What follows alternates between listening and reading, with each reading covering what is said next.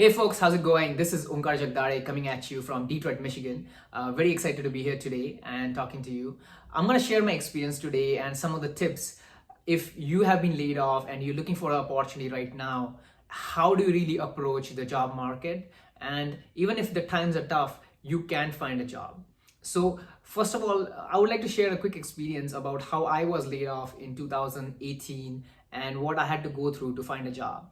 So just like you, if you're going through a job loss right now, I'm really sorry to hear that, but let me be honest, it is going to happen. Like if it hasn't happened to you yet, just wait. Because as an immigrant, you have to get used to these kind of challenges and it will happen to you. So in my case, I lost my job in March, mid-March, and then I had only 60 days to find a new opportunity. So I really had to plan every single aspect of my job application to get a job. So the way I did that is I'm going to give you 4 tips on how to get a job within 60 days. So if you're a good candidate, I would say that 60 days should be enough for you to really find an opportunity. But you have to be very persistent and consistent with your application. But the first thing I would like to tell you is update your resume.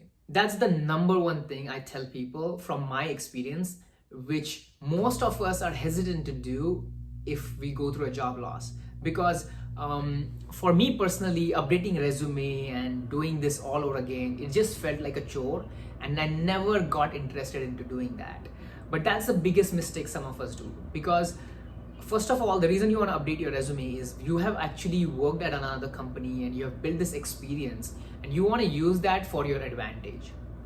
Second thing I always do is, it's a part of the first question, is when you're updating your resume, I would suggest just keep the position you're working at as still working. You don't want to say that you have been laid off yet. You can answer that question in the interview, but I would suggest from my experience, it's easier to find a job if people know you have a job, because sometimes we might come as desperate or really needy in an opportunity, part of an opportunity. So use your judgment there. Don't listen to me, everything I say, but use your judgment and thought process behind it. Second tip I would like to say is, how do you find these companies which are related to your field? For example, I worked in civil engineering and I had only known maybe 15 to 20 companies in Detroit area which were civil engineering. But there are hundreds of other companies which I did not know about. So the way I did it is, first of all, I looked at my LinkedIn account and I looked at all the people who have worked in the industry in my local area. So for example, let's take John, and John worked at, let's say, 4 different companies, and he's working at an X company right now. So what I'll do is I'll go through all these 4 companies he has worked at and I'll write them down on a piece of paper and I'll make a note of them. Then I'll also find out which of these companies was John really got his H1B. Now, if you know John personally, you can ask him, but if not, you also want to do your own research. You can find it out that this company sponsors H1B people or not. So I wouldn't waste my time really applying to companies which do not sponsor immigrants, because if your goal is to get sponsorship and a job, then that's something you need to look into. So I always look for companies that have already sponsored people, because I don't want to keep changing jobs. I want to go at the right place at the right time. So that's something I would do. So look at your LinkedIn profile and find out the companies which other people have worked at. That's the best way to find local companies. Now, the third tip I would like to give you is, this is actually my secret tip, and I really had to figure out my own situation and practice a lot in applications to really develop this.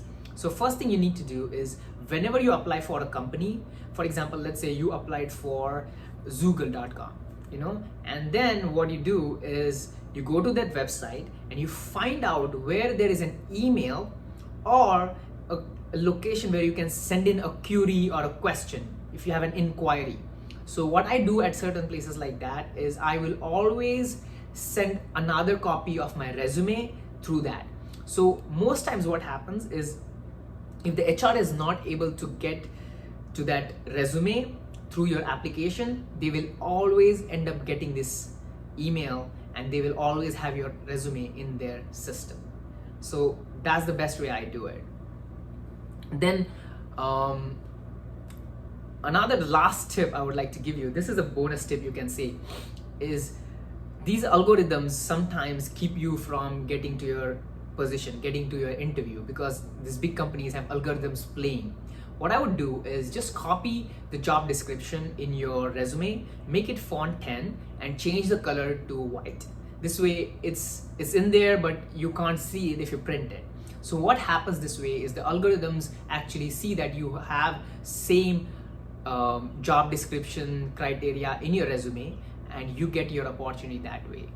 So this is all I had for you today, but if you liked what I said, give me a thumbs up, and if you don't like what I said, leave me a comment and tell me what you did not like, because I would like to improve. Maybe I would like to know your experience also. But thank you for listening today, and I'll see you next time.